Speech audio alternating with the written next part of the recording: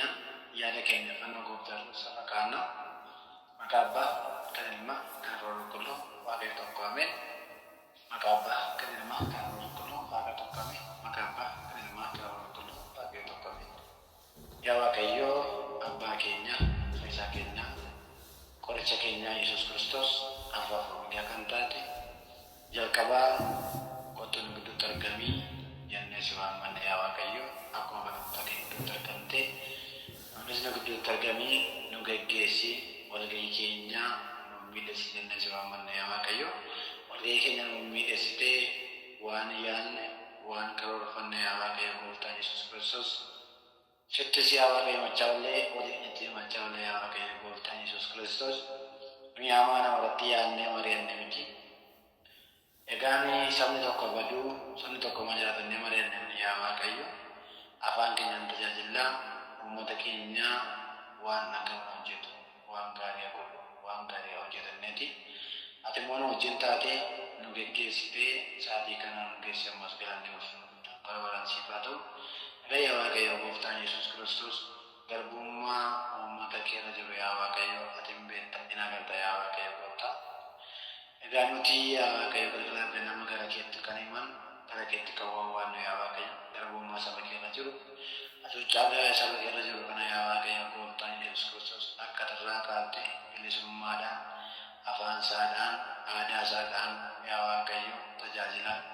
mana amantaa isaa keessatti sammuu nagaa sammuu jaalalaa nagee kan waaqeffate galu tokkummaan kan waaqeffate galu yaa Waaqayyo ati nu goote yaa Waaqayyo ergamoota keedhaan yaa Waaqayyo toloota keedhaan kadhannaa isaan kadhatanii eegumsa ergamoota keedhaan yaa Waaqayyo gooftaa yeroo hundaa cina keenya taate diina keenya keewwatiin darbatee garaagaraa diiguu barbaadu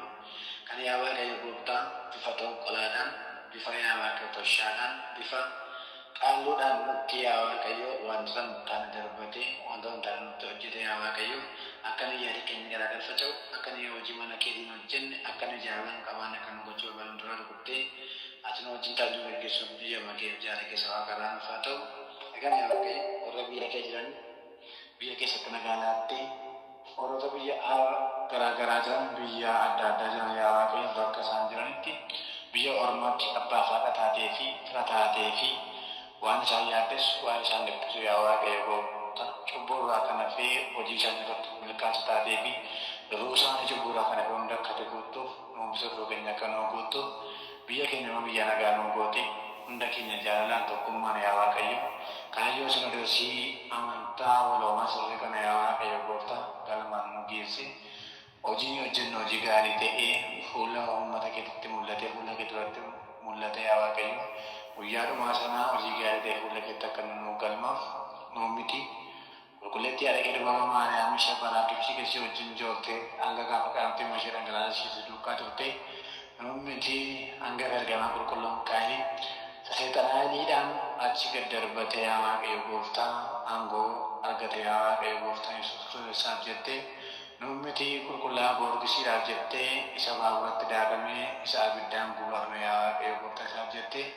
nuu miti yaa Waaqayyo gooftaa qulqullaa'ee Yohaannisii isa baraa keessatti wangeela kee lallabe yaa Waaqayyo isaaf jettee nuu miti qulqulleetti wareegamtu arseemaaf jettee ishee immoo yaa Waaqayyo gooftaa Yesuus Kiristoos waa'ee keedhaaf dhugaa ba'uudhaaf jettee ani dhugaan jallisu jettee yaa Waaqayyo gooftaan Yesuus Kiristoos ani eenyummaa kun qabu jettee mooticha fuuldura dhaabattee dhugaatti lallabdee ishee yaa Waaqayyo gooftaa mormi ishee citee fi dhancite akka aduu isheef jettee toloota kee wareegamtoota kee qulqulloota kee jettee cubbuu tokko ta'uu keenyaa dhiiftee cubbuu irraa kana filmuu hunda keenyaa nama goottee isa nagaduu nagada isaa irratti isa hojjetu hojii isaa irratti isa immoo yaa Waaqayyo gooftaa waan kaayeffate qabu irratti kaayyoo isaa milkaansa taateef hunda keenya akkasumatti hin taatu qulqullaa galateeffamaa keessaa waaqarraa yaa abbaa keenya jennee si waammannaa yaa abbaa keenya samii irra kan jiraattu maqaan kee galateeffamu mootummaan kee dhufu jaalalli kee samii irratti akka ta'e akkasuma lafatti ta'u kan nu gosa afaan keenya afaan nutiin yakkaa keenya olis nunis kan yakkanidha akkuma nuuf qoramsatti nu galchin amaan oolchu malee mootummaan keeti yoo humnis galannis bara baraa ameen nagaa ergamaa kee qulqulluudhaan yaa giiftii maariyaam nagaa siin jennaa yaada keetiin durbaa waan keetiin durbaa yaada Waaqayyo samo'a nagaan siifaa ta'u ati dubartoota hundaa keessaa qabamte